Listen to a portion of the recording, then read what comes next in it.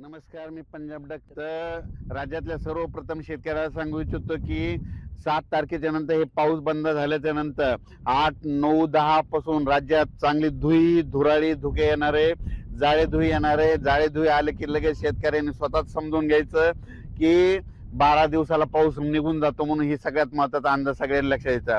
म्हणजे 8 तारखेपासून राज्यात धुके धुराळे देखील येणार आहे, म्हणून हे लक्षात द्यायचं. विदर्भातल्या शेतकऱ्याला सांगू इच्छितो की 8 तारखेच्या नंतर तुम्ही काय सोयाबीन काढायचं आता काढून घ्या, कारण की 8 तारखेच्या नंतर तुमच्याकडे काही पाऊस येणार नाही. 8-9च्या दरम्यान फक्त नाशिककडं, म्हणजे नाशिक कोकण पट्टीमध्ये तिकडं नाशिक, संगमनेर, जुन्नर त्या पट्ट्यामध्ये थोडाफार 8-9च्या दरम्यान तुरळक ठिकाणी पाऊस येणार आहे. पण विदर्भात मध्ये 8च्या नंतर परत मराठवाड्यात पाऊस काय येणार नाही, म्हणून परत सोयाबीन सोंगणी करण्याला काही हरकत नाही, म्हणून हा अंदाज लक्षात द्यायचा. 10च्या नंतर बऱ्याच ठिकाणचा राज्यातला पाऊस गेलेला दिसत. त्याच्यानंतर 13 तारखेला आणखीन राज्यातला बराच पाऊस निघून गेलेला दिसत. आणि 15 ऑक्टोबरला मात्र राज्यातला महाराष्ट्रातूनच पाऊस निघून जाणार आहे, म्हणून हा अंदाज लक्षात घ्यायचा. द्राक्ष शेतकऱ्यासाठी आनंदाची बातमी. द्राक्ष शेतकऱ्याला सांगू इच्छितो की राज्यात मध्ये तुमच्या छाटण्या करायच्या असेल तर आता तुम्हाला एक सगळ्यात महत्वाचा अंदाज, 7 तारखेच्या नंतर महाराष्ट्रातल्या म्हणजे काही भागातला पाऊस निघून जाणार आहे. त्याच्यानंतर 10 ऑक्टोबरला काही भागातला निघून जाणार आहे.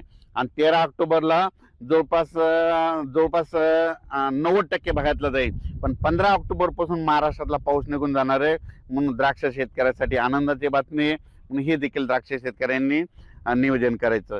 पण 7, 8, 9, 10च्या दरम्यान राज्यात धुके चांगली धुराळी राहणार आहे. म्हणजे 15 तारखेपर्यंत दररोज वेगवेगळ्या भागात चांगली धुके राहील, म्हणून हे देखील सगळ्यांनी लक्षात घ्यायचं. तर काय झालं, बरेच मेसेज असे येईल की एक चक्रीवादळ येणार आहे आणि ते महाराष्ट्रात खूप पाऊस पडणार आहे. मग माझी महाराष्ट्रातल्या शेतकऱ्याला एक सांगायचं आहे की कोणतं चक्रीवादळ आपल्याकडे येणार नाही, काही नाही, काही घाबरायची चिंता नाही, काही नाही.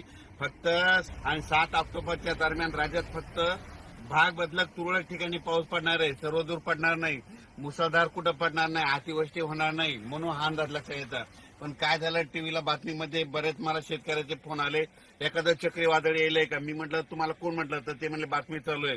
तर महाराष्ट्रातले सर्वप्रथम शेतकऱ्याला सांगू इच्छितो, कोणतं काही चक्रीवादळ काही आपल्याकडे येणार नाही, काही नाही. फक्त आज आणि उद्याच्या दिवसात थोडं भाग बदलत पाऊस पडणार आहे, म्हणून हा अंदाज लक्षात येतात. दररोज वेगवेगळ्या भागात ह्या 2 दिवसामध्ये पाऊस असणार आहे, म्हणून हा अंदाज लक्षात येतात. पण राज्यातल्या शेतकऱ्याला सांगू इच्छितो की तुम्ही काय करा, 15 तारखेपर्यंत जशी सोयाबीन काढायची तशी काढून घ्या, झाकून ठेवा, नसा मशीन मधून काढून घ्या. कारण की राज्यात आता 15 तारखेपर्यंत हवामान कोरडं राहणार आहे, म्हणून हा अंदाज लक्षात घ्यायचा.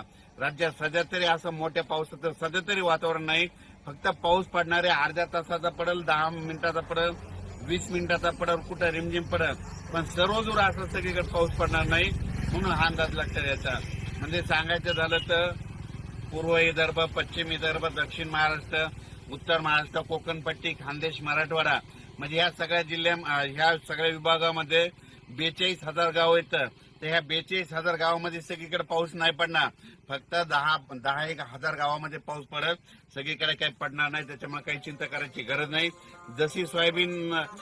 जसं तुम्हाला सोयाबीनला वेळ भेटेल, तुम्ही काय करा, तसं सोयाबीन काढून घ्या आणि जसं दुपारपर्यंत काढा, वाटल्यास उचला, गोळी लावून घ्या.